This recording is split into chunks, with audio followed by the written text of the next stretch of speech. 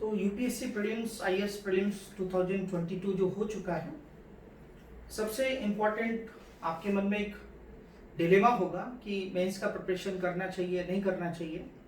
तो ऐसे कंडीशंस में होता ये है, ऐसी स्थिति में सर्कमस्टेंसेस में ही होता है कि हमारा मेंस का प्रिपरेशन जो है वो काफ़ी इफेक्ट हो जाता है, क्योंकि हम काफ़ी लंबे समय तक यही सोचते रहते हैं कि कितना कट ऑफ जाएगा, हम मेंस दे पाएंगे नहीं दे पाएंगे। तो इससे काफ़ी स्टूडेंट जो है इस डिलेमा में रहते हैं। तो हम आज उस पर चर्चा कर रहे हैं आपसे, और चर्चा हम कुछ ग्राउंड्स पे करेंगे आपसे, जिसके बेसिस पे हम इस कंक्लूजन पे पहुंचेंगे कि क्या कट ऑफ रह सकता है। देखिए, कट ऑफ का प्रिडिक्शन कोई बहुत बड़ा साइंटिफिक मेथड नहीं, मतलब साइंटिफिक मेथड हम कह सकते हैं, लेकिन ऐसा ही होगा ये भी कोई जरूरी नहीं है कि हम जो प्रिडिक्शन करते हैं वही निकलेगा। लेकिन हाँ, कुछ ग्राउंड्स तो हो सकते हैं जिनके कह सकते हैं कि जिनके बेसिस पे हम इस निष्कर्ष पे या कंक्लूजन पे पहुंच सकते हैं कि क्या सेफ रहेगा, राइट, कितना जाना चाहिए। ये चर्चा तो हम कर ही सकते हैं। तो इसका मेन ऑब्जेक्ट वही है। इसका मेन ऑब्जेक्ट ये नहीं है कि मैं आपको ये बता दूं कि इतना ही कट ऑफ जाएगा और उतना ही रहेगा। मैं आपको पहले से क्लियर कर देता हूँ। लेकिन चूंकि मैं काफ़ी लंबे समय से इस फील्ड में हूँ, पढ़ा रहा हूँ बच्चों को, तो पिछले सालों में या पिछले प्रीवियस ईयर्स में जो भी मैंने प्रिडिक्शन किया है या प्रेडिक्ट किया है, तो वो लगभग उसी के आसपास रहा है, ऐसा मैंने पाया है। आप मेरे पुराने जो वीडियोस हैं उनको आप देख सकते हैं। पिछली बार भी मैंने बताया था कि कट ऑफ कम रहेगा। काफ़ी लोग उस पर कमेंट कर रहे थे, क्रिटिसाइज कर रहे थे कि ऐसा कैसे हो सकता है, लेकिन ऐसा ही हुआ। तो वो ग्राउंड क्या क्या होते हैं हम उसके बेसिस पे बात करेंगे। तो बहुत सारे ग्राउंड्स होते हैं, जैसे कि सबसे पहला ग्राउंड जो होता है वो ये होता है कि वैकेंसीज कितनी है, राइट, कितनी रिक्तियां कितनी हैं। तो मैं आपको अगर बताऊं कि 2021 की हम लोग पहले बात कर लेते हैं। 2021 में जो वैकेंसीज का जो नोटिफिकेशन आया था, नोटिफिकेशन की बात कर रहा हूं, वो 712 पे आया था, और फाइनल रिजल्ट जो आया था वो 749 पे आया था। 749 पे फाइनल रिजल्ट आया था। इतनी वैकेंसीज पे, इतनी वैकेंसी नोटिफिकेशन में आई थी, और ये जो है इस पे रिजल्ट आया, फाइनल रिजल्ट। और यहाँ जो कट ऑफ था वो 87.54 था। ये मार्क्स की बात कर रहा हूँ। तो ये जो मैं मार्क्स की बात कर रहा हूँ, ये यहाँ से कट ऑफ बना था, और ये कट ऑफ पिछले सालों के कंपैरिजन में ये नीचे चला गया था। क्यों चला गया था? बिकॉज पेपर टफ था। हम 2020 की बात कर लेते हैं। तो 2020 में जो नोटिफिकेशन आया था वो 796 पे आया था, और जो वैकेंसीज फाइनल रिजल्ट पे आई थी वो 836 आई थी। 836 आई थी। जो फाइनल रिजल्ट आया था 836 जो है वैकेंसीज थी, और जो मेरिट गया था वो 92.51। 92.51। हम 2019 की बात कर लेते हैं। 2019 की बात कर लेते हैं। 2019 में जो है वो नोटिफिकेशन आया था 896 पे, 896 पे, और यहाँ जो वैकेंसीज थी वो 927 पे सिलेक्शन हुआ था। फाइनल रिजल्ट 927, और कट ऑफ दिया था 98। तो 2018 की बात कर लेते हैं। तो 2018 में अगर आप देखेंगे तो नोटिफिकेशन में जो वैकेंसीज थी वो 782 थी, और जो फाइनल रिजल्ट आया था वो 812 पे आया था। और यहाँ पे जो है आप देखेंगे कि जो कट ऑफ है 98 है। इसके बेसिस पे हम क्या निष्कर्ष निकाल सकते हैं, क्या कंक्लूजन निकाल सकते हैं? पहला कंक्लूजन तो हम ये निकाल सकते हैं, वो ये देख सकते हैं कि यहाँ पे वैकेंसीज देखिए ज़्यादा थी, यहाँ पे वैकेंसीज ज़्यादा थी, और जब यहाँ पे वैकेंसीज ज़्यादा थी तो मेरिट गया 92, देखिए 92.51 मार्क्स। अब देखिए यहाँ पे वैकेंसीज कम है, लेकिन फिर भी जो है मेरिट कम चला गया। जबकि वैकेंसीज बढ़ जाती तो मेरिट साइड नीचे चला जाता, लेकिन वैकेंसीज कम है, लेकिन फिर भी जो है मेरिट कितना गया 87.54 मार्क्स। क्या कंक्लूजन निकलता है? कंक्लूजन ये निकलता है कि वैकेंसीज से ही कोई बहुत ज्यादा इम्पैक्ट नहीं पड़ता है। आप समझिए इस बात को। तो वैकेंसीज के बेसिस पे आप, मुझे लगता है कैलकुलेशन करने की बहुत ज्यादा जरूरत है, क्योंकि आप यहाँ देख रहे हैं कि जब 927 वैकेंसीज थी तब भी 98 गया, 812 थी तो भी 98 गया। तो ये कंक्लूजन निकालना सही नहीं है मेरे हिसाब से।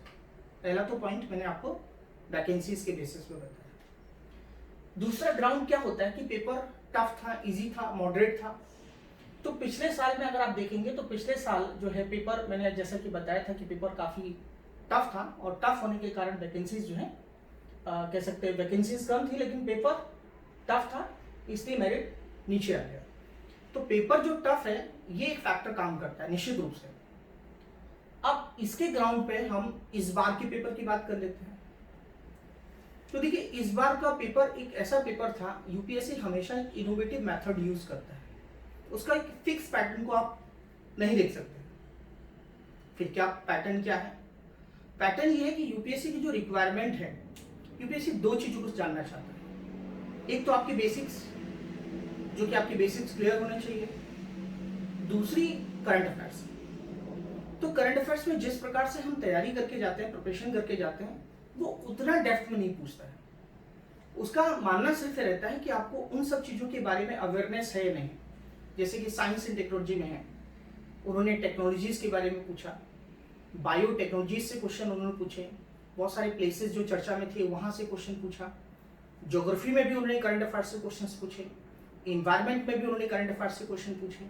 लेकिन जो उनका बेसिक, मतलब जो मिला जुला असर है, current affairs plus static part, वो दोनों को कॉम्बिनेशन आप देख सकते हैं।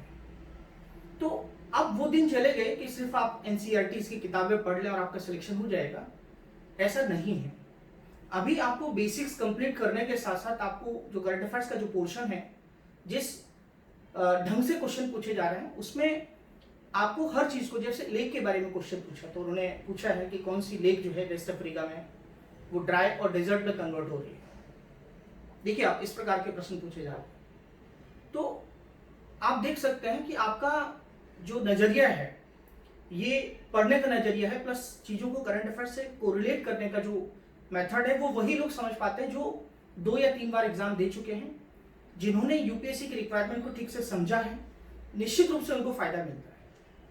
तो इस बार के एग्जामिनेशन में उन स्टूडेंट को तो निश्चित रूप से फायदा मिलेगा ही जो प्रीलिम्स के मिजाज को समझते हैं, साथ ही साथ उन्होंने प्रीलिम्स के पेपर को ठीक से समझा है कि यूपीएससी की जरूरत क्या है, और उस हिसाब से अपनी तैयारी को जो है उन्होंने किया है, तो उनको एडवांटेज मिलेगा। अगर मुझे लगता है कि वो जो स्टूडेंट न्यू कमर हैं, उन्हें सीखने को निश्चित रूप से मिला होगा कि हमें जो बोला जाता है और जो पेपर आता है, ये दोनों अलग अलग बातें हैं।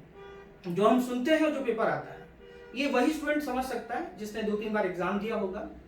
तो अगर आप, जो स्टूडेंट जिन्होंने एग्जाम दिया है और जिनका जो है कह सकते हैं कि उस तरीके से पेपर हुआ होगा जिस तरीके से यूपीएससी क्वेश्चन पूछता है, तो उनको निश्चित रूप से फायदा निश्चित रूप से मिला होगा, ऐसा मेरा मानना है।